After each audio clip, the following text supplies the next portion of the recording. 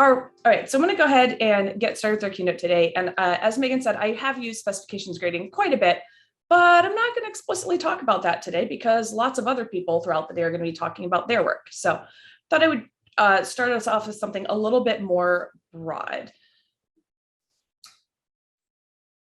So one of the things I want us to think about as we're going through this two-day event is to think about how we actually decide our course policies and our assessment schemes.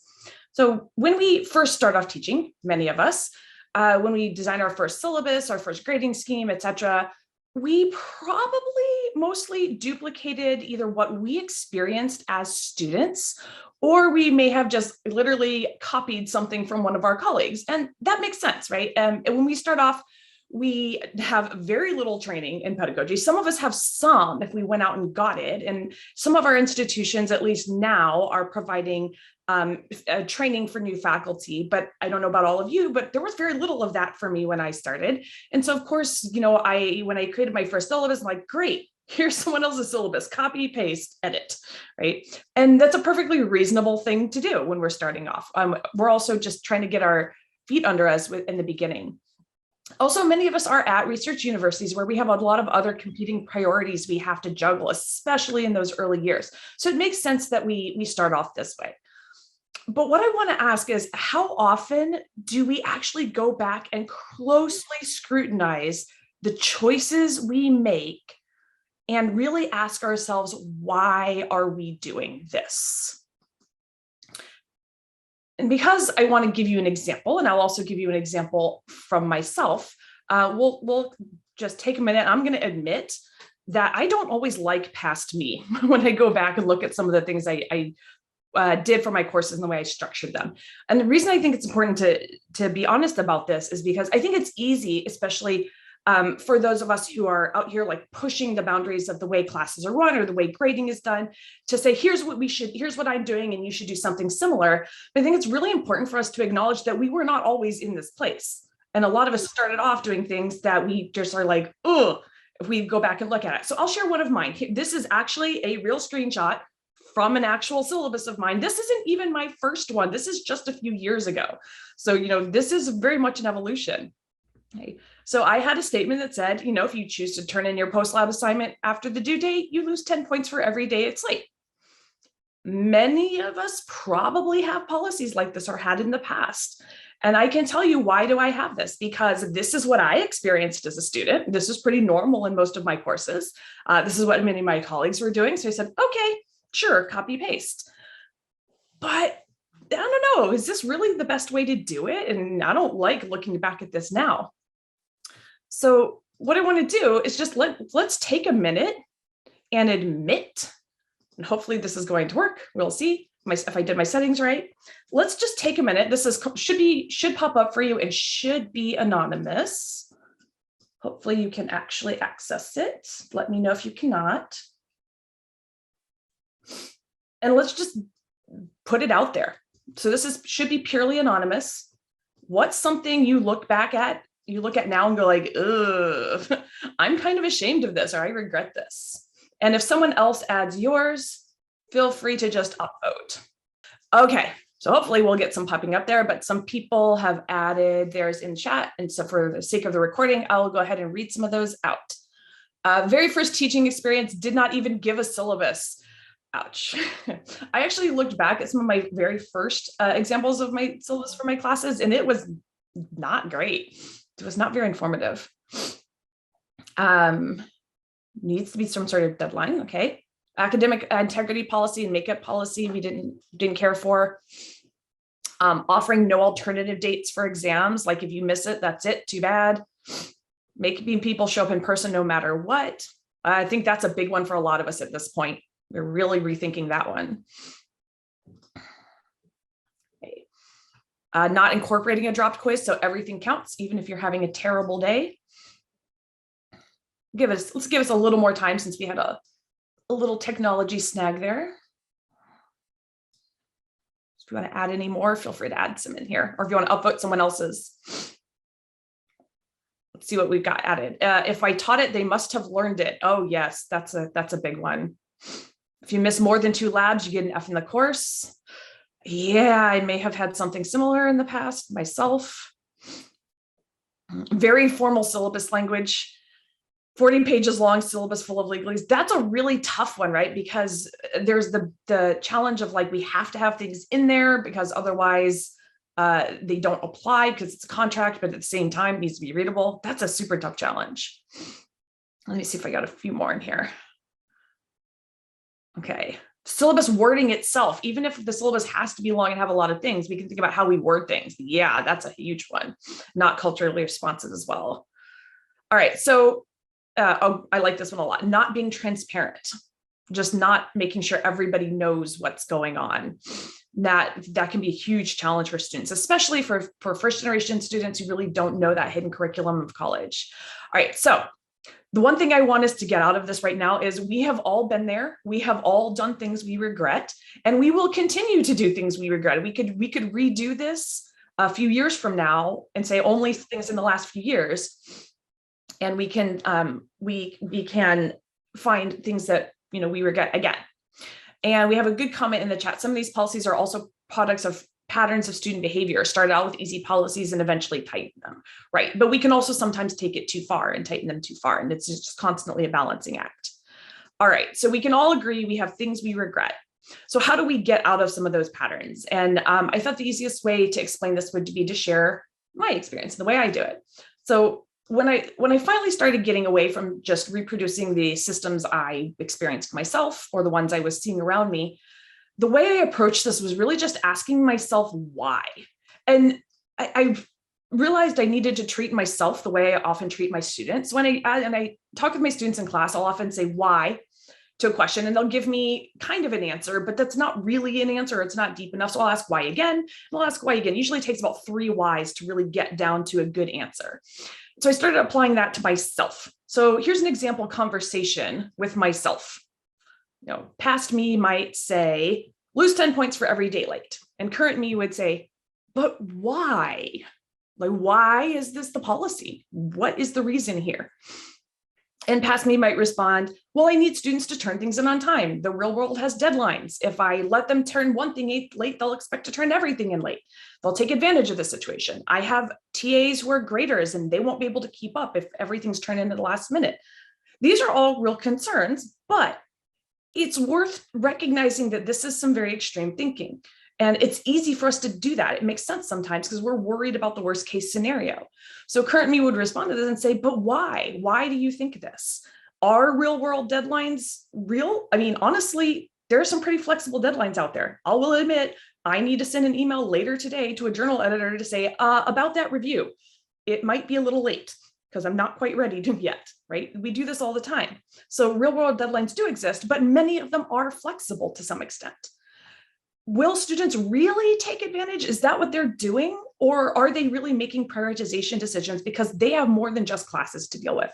What kind of assumptions are we making about students if we say, oh, they'll just take advantage of the situation? Some of them might, but will all of them? And is that really how we should structure policies? And do we have to be this extreme about it? Can we provide some flexibility without going to one extreme or the other? It doesn't have to be all or nothing. And so we're having these conversations with myself, and sometimes I literally have them out loud to myself. I've been able to shift over time. So the first place I started with this was saying, okay, let's just add a little bit of flexibility. And so I decided one year to just say, okay, no, everyone gets one, no questions asked late pass, 24-hour late pass. Just everybody gets one. It's one. The TAs can track that pretty easily. It's going to be okay. And that was very popular. And I recognized that the emails I got begging me for extensions on deadlines went down. So it was a win for the students and it was a win for me because I had fewer of those emails and I had fewer times I'd be mean and say no. And over time, that's transitioned. So now that I'm using specifications grading and I use a token system, that token system actually provides students with passes that they can use in different ways. And the students can choose, do they want a late pass for 24 hours? Do they want to use 2? Do they want to skip an assignment instead because they don't need all of them to pass? There's flexibility built in. So we can avoid the 2 extremes and start small and progress further and find the right place for us over time. Another example of a thing that I've changed over time is, thinking, is an exam really the best choice? So shortly after I started running the lab program I run, I implemented a lab practical exam. And the reasoning behind this was I needed students to show me by the end of the term that they can perform fundamental lab techniques. So I thought I'll just give them a practical exam to do this. Why? I experienced practical exams. I had taught at other institutions that were using them. And so I was duplicating some of what I saw there, which is a place to start. But there were issues here. These were high stakes exams. There were no second chances. And what really drove home to me that this might be a problem is the day that I subbed in for a TA who couldn't proctor, they were out sick. And so I just went in and proctored the practical for them. And I saw students literally shaking. They were so scared. And I couldn't figure out like why, because they're just doing things that we had done in class already many times, and it was all rigged to work. But for them, it was a high stress scenario. So I thought, okay, this isn't working. There's got to be a better option. And so I actually came across some literature by looking in the teaching literature in my field and came across an idea. And now what I do instead of the exam is I actually have students do a video. So I stepped back and thought, why? Why do I have this exam? What am I trying to accomplish here? I'm not trying to give an exam. I'm trying to get at something. I need students to show me by the end of the term that they can do a fundamental lab technique. I don't need to show them to show me at the end, but by the end. So why not give them multiple opportunities? So instead of an exam now, what I do is I actually let them record themselves. I have time set throughout the course where they can record themselves with their aid of their lab partner doing their technique. They edit down a short video, they turn that in, they get feedback. If it passes the first time, great, they've shown me they can do it. If not, they can try again later in the course. They get the option to try again, and there's no tight time constraints, and it's way less stressful than a timed exam. Okay. So we can move on some of these things. So just like we admitted the things we regret, let's give ourselves some credit now for the things that we have changed. So let's try this again, and we're going to brag about course policies that we have changed or structures that we have changed and we are now proud of. So let's give us a minute to do that. And again, just like with the previous one, feel free to add yours or upvote others if it's basically the same thing. All right, so let's see what we have popping up. Spec-based grading is popping up pretty regularly. That's not surprising given the event we're at, where lots of people are going to tell us about their spec-based grading that they've been working on. Pre-class reading assignments to free up class time in class for activities, giving options instead of just writing, but giving options of how students present their work, being more transparent overall, giving students choice in topics. Really, that's really great for helping their motivation. Bumping up homework to 100% as long as they get 80% along the way. That's a nice bonus. Dropping scores for things, or even sometimes dropping too low scores, recognizing people sometimes have bad days. Right. Welcoming language and clear policies. Right. Resubmissions and regrading, letting people try again. Right. We get to try again on things all the time. Why not let students try again? Right. Okay. So we've all made some changes here. Replacing some exams with many weekly low stakes assignments. Yeah. We don't have to give exams all the time. Opportunity to redo, although putting some barrier there, they have to meet with you for a tutorial first, right? To make sure they're getting the help they need before they redo the assignment. Okay. Set times each week for when you'll be grading, and that's the due date. That's a smart way to set due dates. Right, so there's a lot of things we can do here, and we've all decided what we're going to do to make it work. And that's going to change, of course, as we go along. Right. So we can shift away from a lot of the things that we experienced or the way things have traditionally been structured or historically been structured, at least for the time that we've been in academia, and we can shift towards more flexible things that will help our students. However, it is possible to go too far here, right? We have to remember that although we would love to live in this perfect world where we can let students turn things in any time, as long as we get things that we need by the time we have to do formal letter grades. I mean, ideal world, we just get rid of the formal letter grades, but we don't really have that choice at this point, right? Or we would let students try as many times as they want, because as long as they get it at some point, that's what we want, right? That's the perfect world that we would design if we could have our way. But the truth is we do not live in that perfect world. right? And trying to design that perfect world system while living in the world we live in is a recipe for disaster, not only for our students, but for ourselves. So it's worth us taking a minute to acknowledge the actual real constraints that we have to work with. Right. There are a lot of real constraints we have to consider when figuring out how we structure our courses, how we structure our grading, and what we can do for our students while not taking things too far. There's a great paper, actually, I've got right down here, Specifications Grading Right for Me, that really goes through a lot of things you need to consider when you're thinking about changing a grading system, and maybe some other things you might need to do first before you do that. But just some constraints that I can think of off the top of my head here. Class size and teaching load. I teach a class with 1,000 students in it. There are very real constraints about what you can do when you have quadruple digit enrollment in your courses, right? Doesn't mean I can't do anything, but there are constraints. Some people have very heavy teaching loads. You might be teaching 4 or 5 courses in a term. That's a lot. And that's going to constrain what you can do. The type of position you have and the limits within your institution can also provide a lot of constraints, right? Position type could mean a few different things here. If you are at a research intensive university and you are regular tenure track faculty, your main job is research, and that is the reality, and that's nothing wrong with that. But that means you have to allocate your time a little differently than if your main focus is on teaching.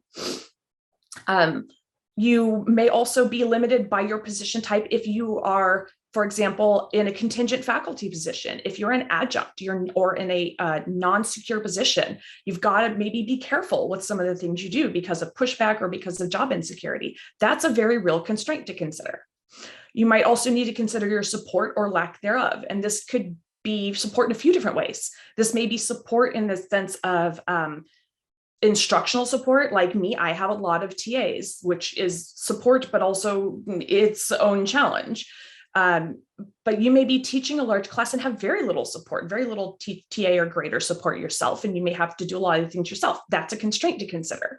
You may also have a lot of support within your institution to do innovative things, or you may not, and that's something to consider as well. You're also going to have to consider your personal and professional life stages. What you can do later in your career versus what you do at the beginning when you're just getting established are very different. And depending on what's going on in your personal life, you may not have the time and energy to do some of these things, especially if these two things combined. If you're an early career faculty member just starting off and you have small children or other caregiver responsibilities at home, that's going to limit what you can do realistically. And that's not anything, there's nothing wrong with that. It's just a constraint we need to consider. And last, but certainly not least, we have to recognize that there are real inequities in perception and treatment related to our identities.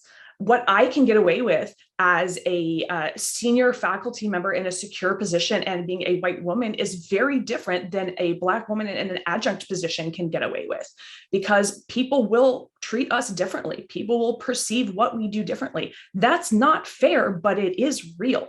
And it really does weigh into the decisions of what we can and cannot do in a particular moment in our teaching. So these are all things that we actually do need to consider because we are teaching in the real world. But it doesn't mean that we can't do anything. And one of the other things I want us all to take a moment to consider is that we are all doing many, many jobs all the time. And this has never been summed up better than a tweet from like a week and a half ago. And I want to credit Dr. Jacqueline Siegel, who I do not know at all, for this, because I just stopped and stared at this for a moment. It's the best truth I've ever seen. There is no such thing as an academic career. It's actually 17 other careers in a trench coat. I have never seen a truer statement than this in my life. Think about all the jobs we do every day that we were never trained for, right? So it's worth us stepping back and recognizing that while we want to do all amazing things all the time, we are working in a system that was not designed to do any of the things we're trying to do. And it's okay to extend yourself in grace when you're not going as far as you need to go, or you feel you need to go, but you're doing what you can. So how do we do this? How do we help our students without destroying us? And this goes back to what I was saying earlier on about my own conversations with myself and trying to step away from the extremes. Okay. So we need to find the balance point somewhere in the middle. So maybe on one extreme, wrong direction slides, try that again. There we go. Maybe on one extreme, we're starting off with what we experienced and what we have seen in our institutions with strict deadlines and grade penalties. The other extreme may be no hard due dates, and you don't have any hard due date except the end of the term, and you accept work whenever. That may work for you in some circumstances, but I don't think that's going to work for most of us most of the time, especially not those of us with large courses or with heavy teaching loads. And it's maybe not always best for the students. Some people need structure. I need structure. If you tell me just get it done whenever, I'm probably never going to do it. I am the world's best procrastinator. If you don't give me a deadline, it's not getting done. Right? I'm going to be completely honest about that. Some of my colleagues are here. They know this. I'm sure many of them are laughing right now because they're like, yes, she is. Okay. So what's the middle ground? Give late passes, create a token system. There's something in the middle you can do. You don't have to do one of the extremes. Pick something in the middle, and you don't have to stay where you are in the middle. You can find where it works for you at any given course and any given time. Another extreme might be high stakes assessments with no second chances. I like to lurk on certain parts of social media where students are, and I lurk. I do not participate because I feel it is their space, but I'm curious what they're talking about. And if it's a public space, then I feel I'm allowed to lurk. And I just watched a few of our students at UCI rant, very rightfully, about a class where they have one midterm and one final, and that is their grade. And how stressful it is, and how high stakes that is, and how that's not fair to them. And you know what? They're right. I agree. I experienced many classes like that myself, but that doesn't mean it's right. That doesn't mean it's a good way to do this. Of course, the other extreme that may or may not show up on my screen at some point. Come on, slide. There we go. The other extreme is unlimited redos on anything.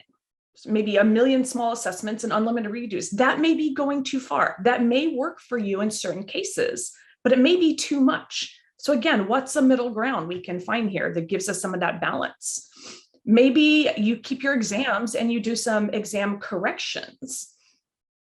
Just let students earn back some credit by learning from their mistakes. Or maybe you allow reassessments or redos or revising and resubmitting on a limited number of things in the course.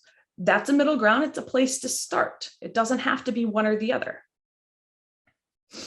Many of us grade with points and curves. Why? Because that's what we experienced, and that's what we know, and that's what we think grading is. But it doesn't have to be that way. The other extreme may be something like we see in specifications grading, which is set proficiency levels on all assessments and have connected letter grade bundles, and that's it. There's no points, there's no curves, there's no partial credit. That may work for you. It may not. You may not be ready to go there, or it may just not be feasible in your current situation. That's okay. There's a middle ground. Maybe you can find a hybrid system in between these two things where you set required proficiency levels for some assessments and stick with your points for others. And that's okay too. It doesn't have to be one or the other. And where you are in any of these things is of course going to change over time. So here's where I am right now. I use late passes and tokens. I do limit things that can be reassessed. I let them redo many things, but I limit how many times they can do it. But I do set proficiency levels on all assessments and have connected letter grade bundles.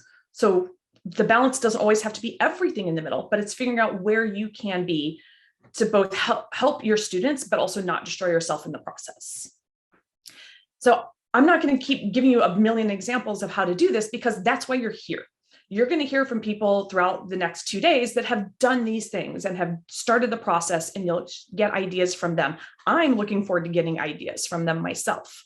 But I want to leave you with a couple of important things to remember. We are creative problem solvers. We are all people with high-level degrees, and to earn those degrees, we actually had to be creative problem solvers. We have those skills in our fields.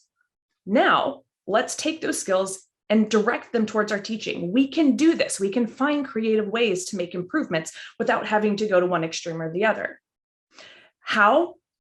I mean, you're here, so you're already starting the process. But here's just a few suggestions. I'm gonna give you one thing that I do and one thing that I wish I did. So one thing I do is I keep records. My syllabus actually exists as a Google Doc, although you could do this in Word or whatever system of your choice. I will routinely go through and mark up my syllabus or other documents and say, but why, for future me. So as I'm going through a course, I'll make a comment and leave it for myself to come back to when I come back to the course and say, but why? But why am I doing this? And sometimes I have a good answer and sometimes it's time to change. This is a thing I do pretty regularly. A thing I wish I did that I keep trying to do and haven't quite figured out yet is keeping some sort of reflective teaching journal on some kind of regular basis, daily, weekly. I'm not sure what the right time frame is yet.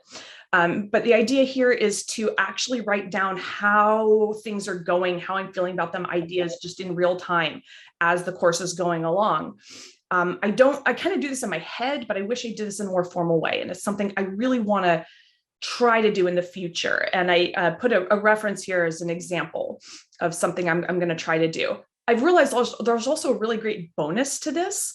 You have a record for yourself of your own growth over time.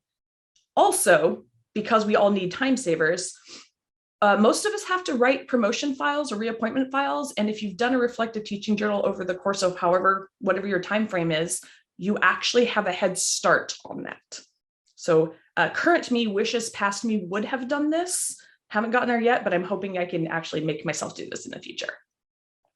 So I like to try to keep talks on time, and I'm right at 28 minutes, and Megan told me 30. So I'm going to leave you with 2 thoughts. Actually, I'm going to leave you 3 thoughts. I forgot about this one. All right. So those are just a couple ideas of how to get going. But other things that I found helpful and that I think we all find helpful is having a learning community in your institution or beyond your institution, like what the T program has done for people across these 3 institutions, can be incredibly helpful. Talking with like-minded people, both within your discipline and outside of your discipline. It really helps to cross-pollinate across disciplines and get ideas. I get ideas from humanities people all the time. It's one of my best sources. Teaching focused journals or other publications in your field and outside of your field can be incredibly helpful. Almost every field has some kind of teaching focused journal. And there are also broader scholarship of teaching and learning journals that will often publish material that is cross-disciplinary or can span multiple types of courses. Teaching focused events like where you are right now, where you will get to see what other people have been doing and gain inspiration. And you can also think about joining formal or informal online communities. Some people here right now are also part of what I call my informal pandemic teaching support group. We informally came together through chemistry Twitter, basically, and formed a little Discord group where we just support each other through all this chaos of the last couple of years. And I've gotten so many great ideas just by talking with them. And I'm going to throw one more thing out there, which is they're actually teaching focused podcasts, and some of them are really great. I cannot recommend Teaching in Higher Ed enough as a podcast. It's really great to listen to. I get a lot of ideas, or sometimes just a feeling of support by listening to that. So it's something I do while walking the dogs. So a couple of things I want you to think about as you go through the next 2 days here. I'm going to leave you with 2 quotes. This is one of my favorite quotes. It is one of my favorites because I am a very snarky, sarcastic person. This comes from a poster on despair.com, which is a website that makes demotivational posters. It's like those old motivational teamwork posters, but the snarky version. And there's one that I love that says, just because we've always done it that way doesn't mean it's not incredibly stupid. And this is a thing I say to myself all the time. Just because you've always done it this way doesn't mean it's not incredibly stupid. Now, you may not be the same snarky person that I am. That may feel a little off-putting to you. So I'm going to offer you a slightly less snarky version, if that feels better. Maybe just because we've always done it that way doesn't mean there's not a better way. So if that feels better for you, that works as well. And I'm going to leave with my one last quote, which is from my very good friend, Clarissa Source at Unruh, who does ungrading and really pushes innovative grading, which is make the choices you can live with. You're not going to be able to do everything you want to do. We live in the real world, so make the choices you can live with. So hopefully you will get some opportunities to find some of those choices you can live with here in this event. And I'm going to wrap up right there, 1 minute over my time.